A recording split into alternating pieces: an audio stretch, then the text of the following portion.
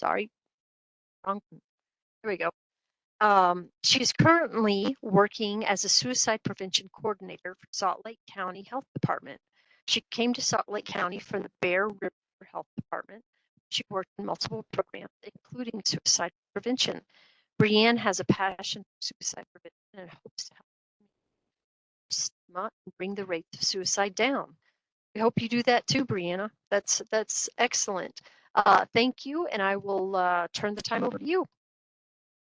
Awesome. Thank you guys for having me today. I am excited to talk to you about protecting your mind. So, like she said, I work for the Salt Lake County Health Department. I've been here a few years now working in suicide prevention, and I am super passionate about mental health, and hopefully some of the things that we talk about today can give you some good ideas of things that you can implement to improve your mental health or, help others improve theirs as well.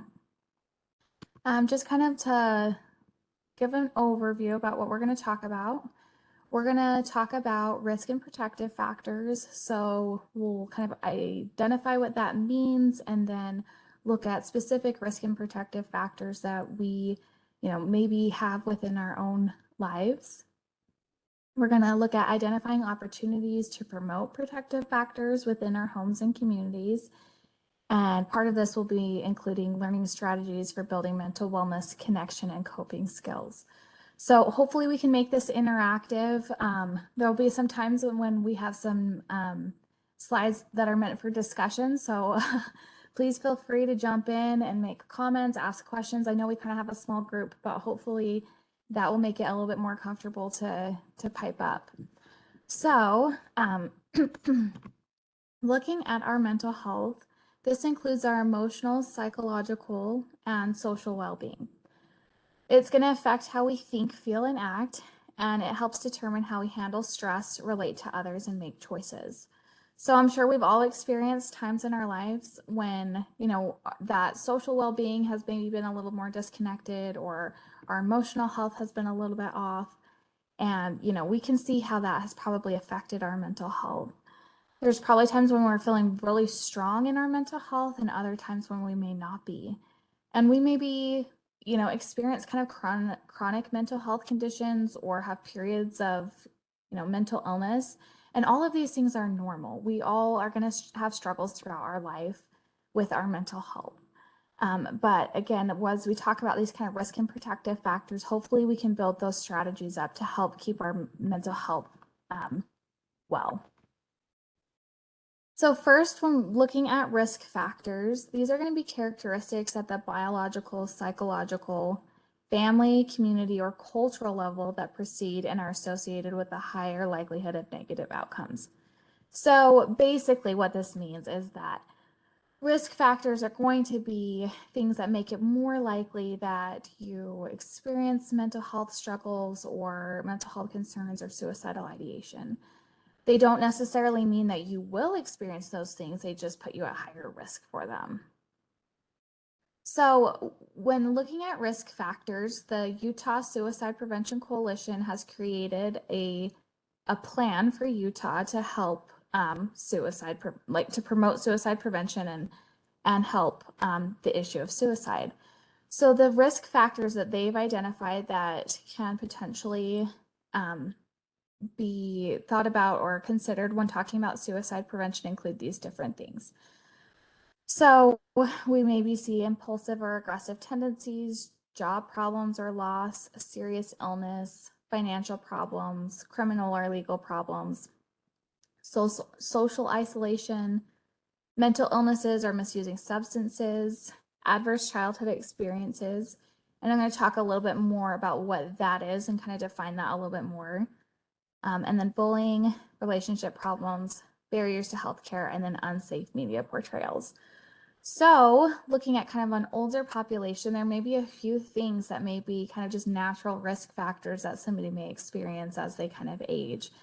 Experiencing illness or social isolation, financial problems, or having barriers to healthcare. Those may be some that may be a little bit more applicable to a little bit of an older population.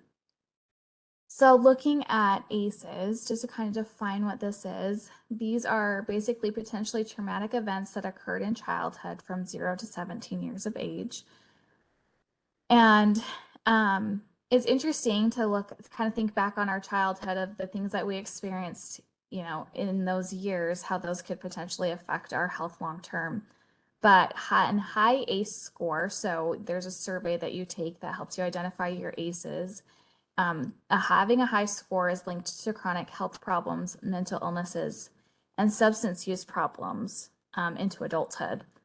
And then having high ACEs can also negatively impact education, job opportunities, and earning potential. But ACEs can be prevented. So what they're looking for when they're looking for ACEs are in that survey, these are the things that they ask you. They ask about different types of abuse, so physical, sexual, or emotional abuse that you maybe experienced in your home, what your household environment looked like. So if there was someone in your home who had a mental illness or attempted suicide, if someone in your home was incarcerated at any point, things like that. And then your feelings of safety and security. So if you felt kind of loved and safe and within your home, if you felt kind of that security there. So again, just kind of like looking at our lives as a whole, we can see how maybe some things that we experienced in our childhood could potentially have affected us throughout adulthood.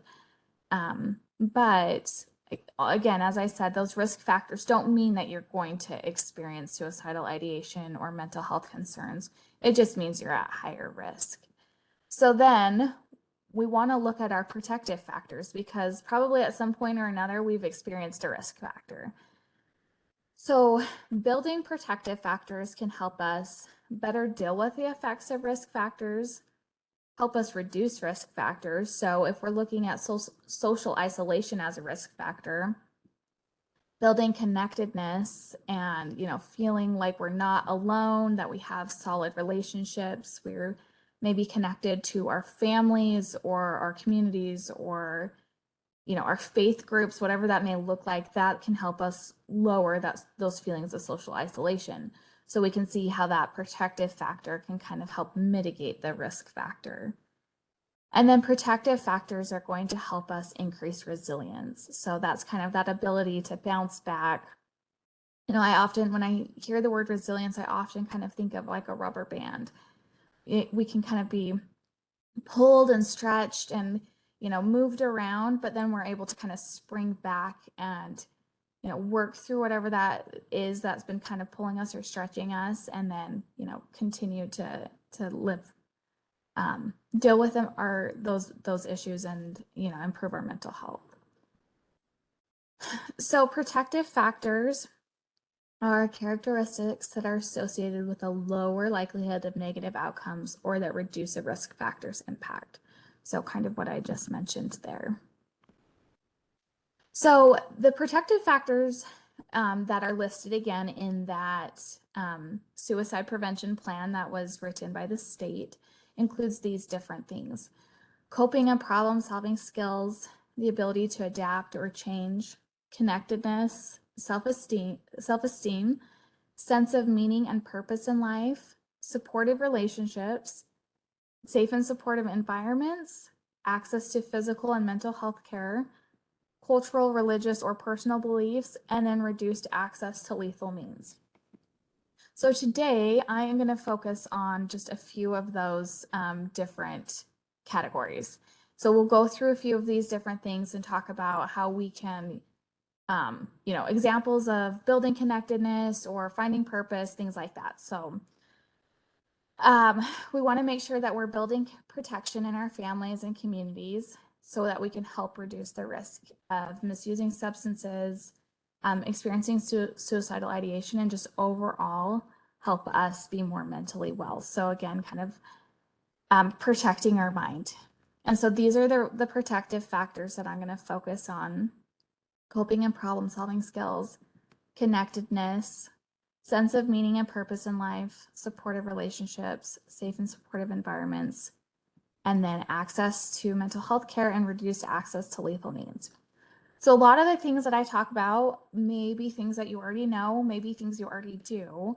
But I'm hoping through this conversation that it can help maybe trigger some ideas of like maybe some small shifts that we can make that could help us improve our mental health, or just be good reminders for us of, okay, yeah, maybe I do need to try and make an effort to connect more, or I have been engaging in some coping strategies that may not be the healthiest. What are some different alternatives that I could be using instead? So we'll just jump in and we'll start talking about connection, supportive relationships, and then safe and supportive environments. We'll kind of just talk about this as a whole. So first things first, having fun together. This seems like such a obvious thing, but we know that when we can have moments of like fun, that can help strengthen our relationship with our family members or our friends, community members. We want to provide opportunities for other people around us to be able to share their thoughts and feelings. And then this also provides kind of that solid foundation for when you need to talk to family members about kind of more important topics. So having fun together, that seems obvious, right? Like, duh, of course we want to have fun. But it's kind of those moments where we can create that laughter and that connection that can really help build that foundation for a strong relationship. So as you kind of go through difficult things with somebody, you've got that base already built, and that connection and that love kind of there for each other. There's a good suggestion of share 15 minutes each day. So find time to talk with somebody one-on-one for at least 15 minutes a day.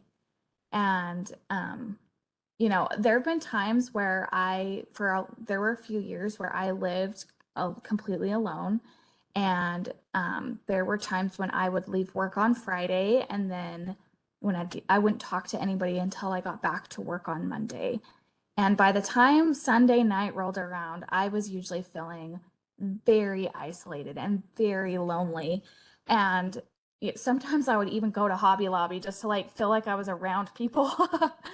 But finding that time where we can connect with somebody, even if that's 15 minutes a day, can just make that the biggest difference. So, talking about them, about their interests, things that they like to do, ask them about their hopes and dreams, their fears and concerns, whatever that conversation, needs to be or whatever. But just trying to find that one-on-one time with family or friends or even strangers, honestly. Sometimes connecting with strangers can be just as fulfilling. And one awesome thing about aging services is it provides all these opportunities to connect with other people. So if there are times when you're like, oh, you know what, I do kind of spend a lot of time by myself, I would give you this challenge to kind of find those 15 minutes each day where maybe you call a family member, or you go on a walk around the neighborhood and see if you can talk to a neighbor, whatever that may look like. But adding in that 15 minutes a day to help build that connectedness and help us from feeling that social isolation. And then looking out for our family and friends' well-being as well. So, maybe we're doing great, but watching out for kind of those signs of excess stress, depression, or sudden changes in behavior is going to be important for the people around us.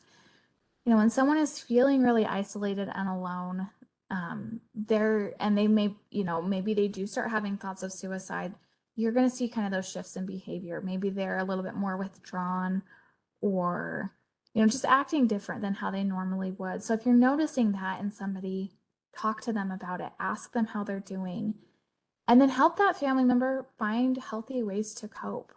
So maybe that is, going on a walk with them, or maybe they need to see, a therapist, as I've kind of mentioned on this bottom bullet point. If they need additional help, have them talk to a doctor or a counselor. But just really try and listen with empathy, help people know that, you're there for them, that you care about them, and that, you know, they don't have to be feeling alone. So, what are ways that you guys build connectedness in your families or your communities? Whatever kind of group that you feel like you want to share about, how do you build connectedness in those groups?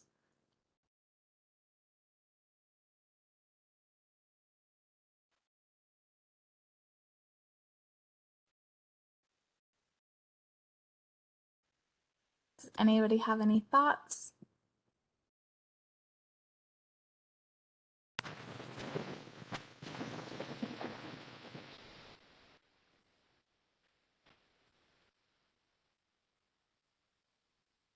Okay, that's okay.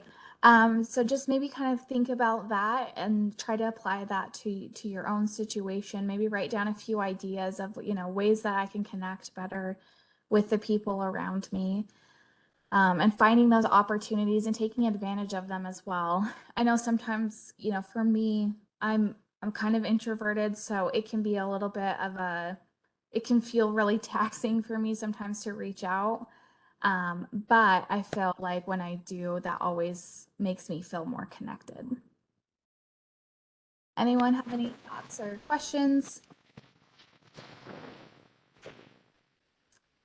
Let me pull up the chat here. Steve said senior centers and social groups there. Yeah, I think that's such a great thing that, like I said, Aging Services has those senior centers and building those social groups. There is a group that we do that I've actually partnered with Aging Services on we have we just get together with a group of women every couple weeks and we just chat and kind of, have a half hour where we just connect. So if you're interested in that group, it's called the She Shed. I can provide that information later, but yeah, so definitely take advantage of the connections that the senior centers provide. Thanks, Steve, for sharing. Okay. And then looking at coping skills. So this is kind of the next area that we want to talk about. So coping skills are methods a person uses to deal with stressful situations. They may help a person face a situation, take action, and be flexible and persistent in solving problems. So it's important to note that, sometimes we engage in coping strategies that may not be healthy coping strategies. When someone is, using alcohol excessively or maybe self-harming or, taking unnecessary risks, those may be coping strategies that somebody is using to try and help deal with some of the emotions they're experiencing, but wouldn't necessarily be positive coping strategies. So we want to make sure that we're building coping skills that are going to be positive and healthy and really help benefit and help bring those stress levels down. So some different coping skills that we can look at. Deep breathing. So this one seems kind of like, oh, this is so simple, like deep breathing. How is that really going to help me? But the cool thing about deep breathing is that it basically tricks your brain into thinking that you're calmer than you are. So when you're feeling calm and relaxed, you tend to breathe slower and deeper. So by intentionally slowing your breathing down and breathing deeper, it tricks your brain into thinking that you're kind of in that calmer state. So there have been times when I have just been feeling so anxious, I kind of feel like my heart is racing. And you just take a few minutes to just do like a few good deep breaths, and that kind of just brings that anxiety down a little bit. So practice deep breathing, even if that seems like a silly thing to try, it really can make a difference. And physiologically, it can make a difference on how your body feels. Exercise is a huge one. I think we all know that exercise does not just benefit us in our physical health. When we exercise, it releases those endorphins that help us to feel better. So I'm a big runner, and so usually when I am struggling a lot, I kind of up my mileage, and I tend to run quite a bit when I'm feeling really stressed, and that can help kind of alleviate some of that stress. Some other things may be mindfulness or journaling, limiting social media use, making sure you're getting enough sleep. I think it's really easy to feel super overwhelmed, and I feel like everything feels worse when you're not getting enough sleep. So if that is something you're experiencing, especially as we've had kind of this shift in daylight savings, I know that sometimes throws off people's sleep patterns. And so look at your sleep and see, okay, maybe I should be sleeping a little bit more, or maybe getting on a more regular schedule for my sleep. and kind of looking at how that may be affecting your mental health as well. So coping skills can be, anything that somebody uses that can be helpful to them. And so what coping strategies do you guys tend to use when you're feeling stressed or overwhelmed, or just in general to kind of maintain a level of calm? Does anyone have any thoughts? Exercise, Paige said yes, absolutely. Sorry, can you hear me? Yeah, yeah. Oh, yeah, you can hear me now. Yay. Sorry about that. My mic was completely out. Oh, you're Um, yes, we got some mindfulness apps that are out there too. I'm sorry, I'm supposed to be reading you the chat, Oh, Brianne. thank you. Thank you. Yeah, I was trying and it just wasn't working. Steve also said sleep. Yes, sleep. I'm also into sleep. And you know what else I find? Healthy eating. I think when I eat, the unhealthy I eat, the more I feel the stress of life because my body just isn't functioning really well. Yeah, I think that's definitely such a good point. When we feed our body healthy foods and we're listening to our body and eating intuitively, then it definitely helps our physical self feel better, which then helps our mental self feel better. Awesome. Okay. So, looking at a sense of meaning and purpose. So, this is something that I think is maybe something we deal with throughout our life, but maybe as we get older, there may be some shifts in this. I was recently talking to my dad, who he retired maybe 2 years ago at this point, and he was saying that because he's not like working every day in the sense that he did for his, whole adult life, and like bringing in the bacon kind of the way he was. I mean, it's his life has just changed a lot, and he said he just feels like his kind of his purpose in life is he just doesn't know what that is anymore, and he feels like he's kind of almost lost in this phase of retirement of all the things that I did for all these years that were like leading up to this kind of left me in this place of like, okay, my family is all grown and gone and has families of their own, and he's married and has that connection and stuff, but he's just kind of feeling a little bit of loss of purpose in his life. And so definitely something that I'm sure we probably all experience at different times in life, but maybe as we experience some of those shifts into retirement or older adulthood, that might feel a little bit different. So, finding a sense of purpose, I think this is really going to be different for every person, but looking at things that are going to help kind of fill our soul. Like, what are the things that we feel when we do them, when we engage in them, they make us feel fulfilled and happy. So, these are some ideas that we have: creative projects. Sometimes when we are in the workforce for 30, 40 years, we don't have time to learn how to paint or build certain things or whatever it may be that we've wanted to learn how to do. And so maybe in this time of retirement, we've got a little bit more time where we can engage in some of those creative outlets that we maybe didn't have time for before. Maintaining health. So, we've kind of talked about this: exercising, eating well, listening to our bodies. That can help us kind of maintain our physical selves to continue to be able to do these other things.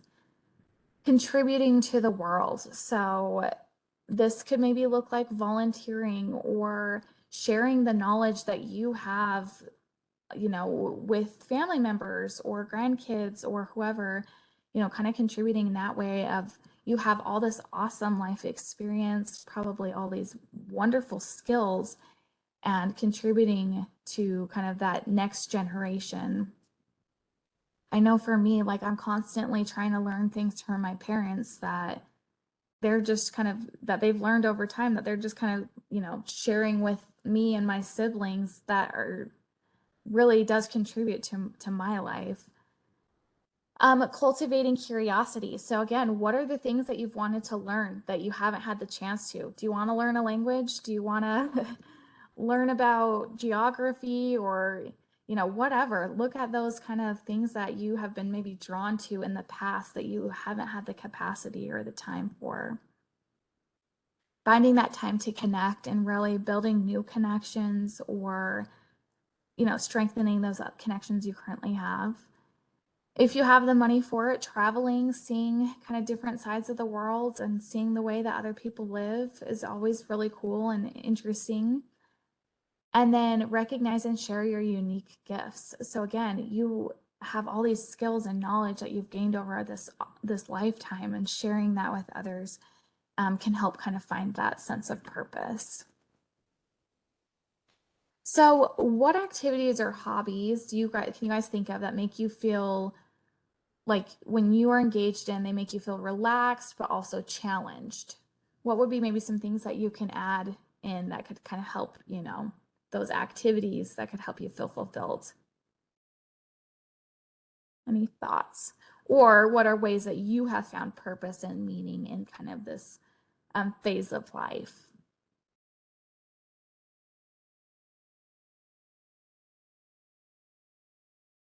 Civic engagement. I attend a lot of meetings. That's awesome. Yeah, I feel like that is such a good way to get involved, is attending those meetings, and um, getting involved civically is really cool. Paige said pottery. That's a cool hobby. I haven't tried that and I've wanted to, but it's nice when you kind of have a little bit more time to engage in that. I think, can y'all hear me? Yeah. Oh, you can. Okay. Yes. I think pottery sometimes is an individual thing. I think we have to remember sometimes it's, if you're kind of more introverted, even though I'm not necessarily a big group person, when I do pottery, it's something I do by myself, but with other people. So every once in a while I can stop and talk with somebody. So any sort of art, I feel like it's something that you can do personally, but then there's other people around you so you can share it. So it's nice for people who might not be as extroverted. Yeah, I love that. I took an art class a few years back and it was very much like that. I was working on my own painting, but then I was able to kind of get to know the other people in the class. And so it provided that opportunity to connect while I was having that creative outlet as well. Some senior centers have pottery programs. Cool. Well, Yeah. So that's definitely something to it's get involved in. Yeah. good. Awesome. Thank Of you. course, I Oh, think volunteering is also, you mentioned volunteering, but I know, of course, we always love volunteers at in aging and adult services. But when I lived down in St. George and I was having trouble connecting with people, I did volunteer at a best friends event because I knew I loved pets and I knew the people that were there would love pets. And it just was, and it really did do a great job of me feeling like I've done something good and I met some people along the way. yeah, I love that. Volunteering is really one of those things that, like, I feel like when you do it, you always feel so fulfilled after. Like, it feels so good. There was a couple years ago when I had moved cities and I didn't know anybody in the city I was living in. So I took a kayaking class at the University of Utah. It was just like you could just take it without credit. And so I was able to like meet some friends through that. So, it just looking around and finding programs or classes or opportunities to volunteer can really kind of help build that connectedness and then give you that kind of sense of purpose or meaning. So then access to physical and mental health care, I'm going to kind of focus more on the mental health care side of this. I'm going to provide a bunch of resources that may be helpful to you and your families. Um, so just to start, we have the Behavioral Health Services Navigation Line. So this was first created. Um, so this was created by Intermountain and it first started as the emotional health relief hotline when COVID began. So it was more tied to COVID, but it's since shifted. And basically, when you call, they will help you find somebody that you can work with. So like a behavioral health service that you can work with. They don't only refer to Intermountain, so they have a whole kind of list of places that they can refer out to. And they will take into your account your insurance and help you get connected with someone where your insurance will take as well. So if you're like, oh, I would like to talk with a counselor or therapist, but I have no idea where to go, this could be a good starting point. They can help kind of get you connected into some services. And then I just called this one day just to ask them some questions, and the lady that answered was so kind and so helpful. So I definitely think this is a great resource to have on hand. Other resources that we have the Suicide Prevention Lifeline. So this is available 24/7, and the people on the phone line are trained to work someone through a suicidal crisis. So if at any point you are having thoughts of suicide or a family member is, call this line. I suggest putting this into your phone so that you don't have to think about it in kind of that moment. And then it's just, they're super helpful again in kind of working through that crisis moment and getting you connected to further help. Safe UT is an app that is for parents, youth, and educators. So if you have grandkids, this is a great app for them. On the app, they can chat with a crisis counselor, but then they can also submit anonymous tips. So if they have a friend they're worried about, they can go on and say, you know, so-and-so said this thing, I'm worried about them, and then it gets responded to. So that's something that you can share with kind of family members or if you've got little kiddos around. And then these other three are for the LGBTQ community. So the Trevor Project is a lifeline for LGBTQ individuals, and then the Trans Lifeline is for transgender individuals. And then the Family Acceptance Project has just a bunch of different information on suicide prevention or on the LGBTQ community, and there's a section on suicide prevention. So that's a great resource. We also are lucky in Utah that we have mobile crisis outreach teams. So you can access this through calling the Lifeline. And this is where they will send a couple people to work with someone on site. So if you're with someone who's kind of in that crisis that they need that additional help, they can send a couple people to be there with the person on site. And they're licensed counselors, you know, social workers. They have that training in mental health. We also have the Huntsman Mental Health Institute and the LDS Hospital Access Center. So these are both virtually like where you can take somebody instead of the ER. So they're like a mental health ER. And they'll do like a mental health assessment with them. They'll do some medication management, basically work to keep that person safe. We can also text a crisis line, so that's 741-741. Or in Utah, we also have the Utah Warm Line, and that is for people who are experiencing a mental health challenge but not in crisis. So if you're maybe feeling like, oh, I am struggling, I would like to talk to someone, this is a good website or phone number you can call. We also have some great organizations in Utah as well. So we have NAMI and AFSP. So NAMI is the National Alliance on Mental Illness, and they have resources and classes and support groups for people who experience mental illnesses, but then also their family members and friends as well. So if you have a family member that's struggling with mental health and you're not sure how to support them, tap into their, you know, their support groups or their classes and learn more.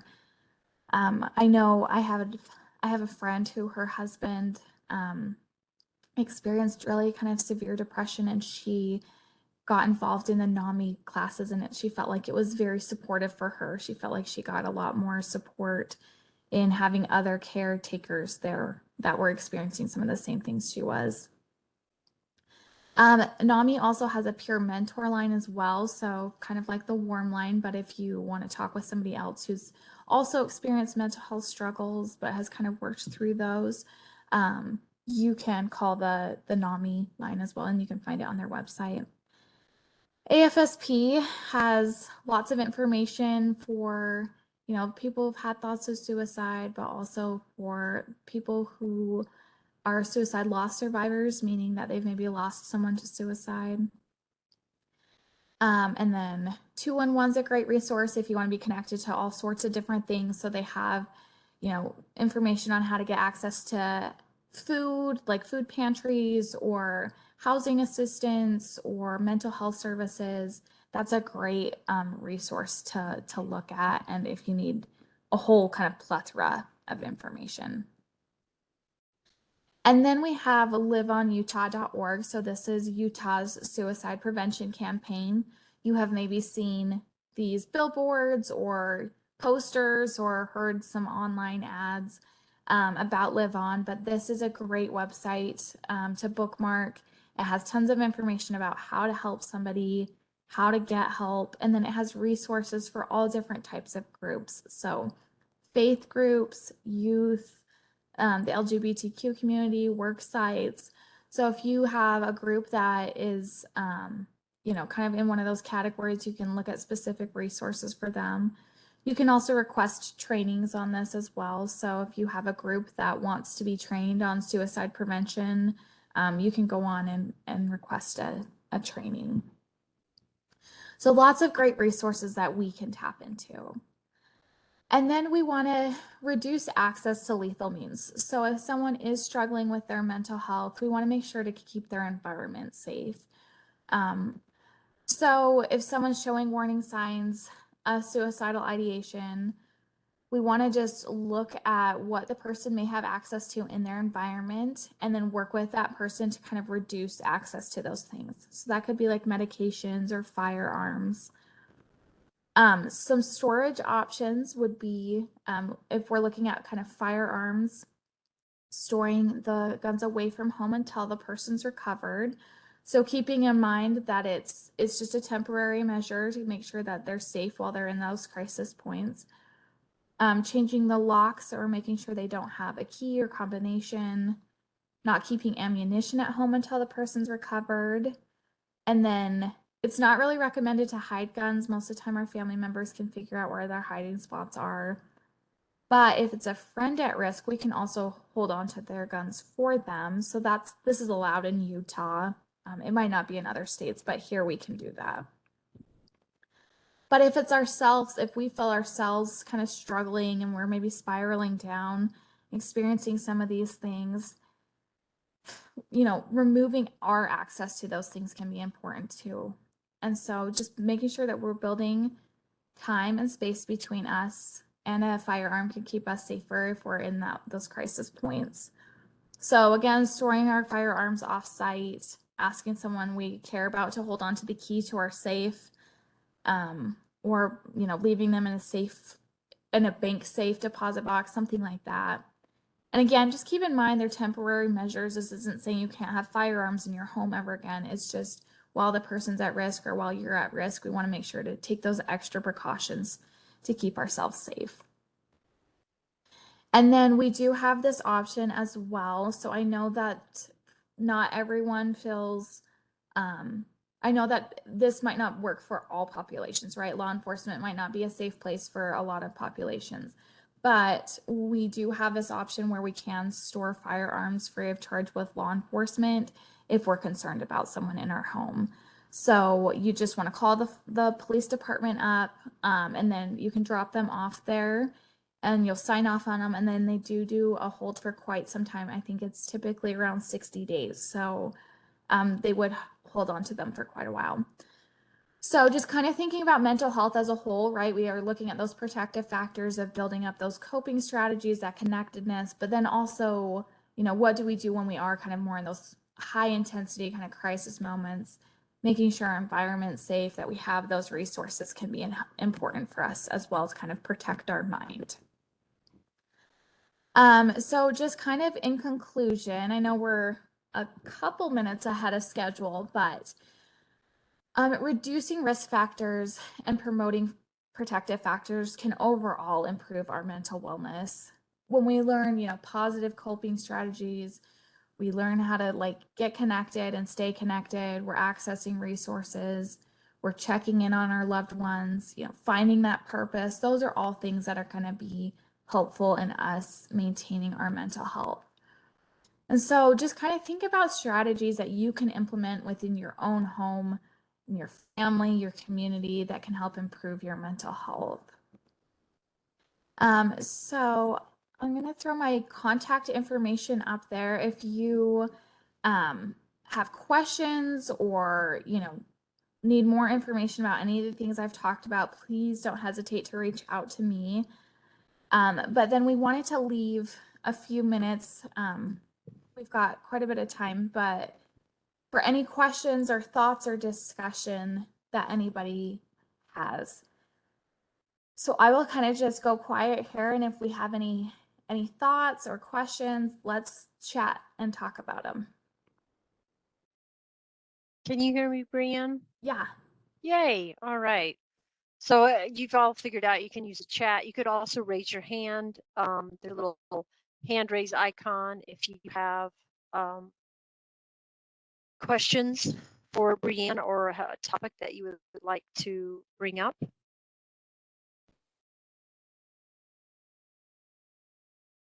Brianne, that's very interesting. I didn't know that you could get someone to hold your firearms. That's that, and in law enforcement too. I mean, that makes sense, but I didn't know those programs actually existed. Which are it's wonderful. It's wonderful that they do, because getting rid of that quick access is definitely, I think, something a lot of people don't think of. Yeah, exactly. And it's nice when there are kind of those resources that okay, if I have to do this, we've got at least some options. And I also do have, I have gun locks and I have Dispose RX as well. So Dispose RX is for medications. So it's basically a powder that you put in your pill bottle with some water and then you shake it up and then it makes it safe to throw away. So if anybody needs a gun lock, or I even have some little mini gun safes as well, small ones, or some Dispose RX, please reach out to me and I can get you connected with some of those materials. Any other thoughts or questions?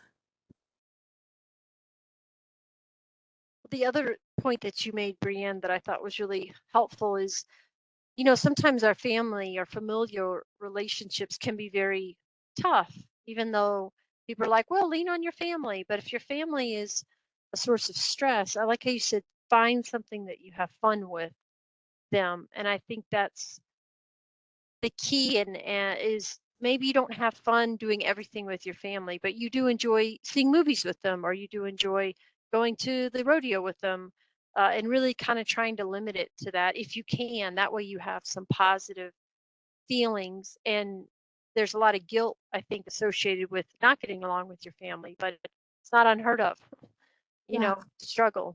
Yeah, for sure. And I think that there's probably times throughout all of our lives where we're maybe closer with family than other times. There might be times when we kind of struggle. And so, yeah, just kind of keeping those things in mind can help maybe in those struggle moments of, maybe we're disagreeing about a lot of things, but we can go see that movie together and we don't even have to talk, but we're there and we're doing it together. That's right. And it's an experience. So you can later on go, oh yeah, remember when we saw that movie together? Or when we Exactly. go to a pottery class, somewhere where your discussion is limited, but your interaction is still there and the moment is still shared. Yeah, So absolutely. that's a good reminder. Anybody else? Any other thoughts or topics that someone would like to discuss?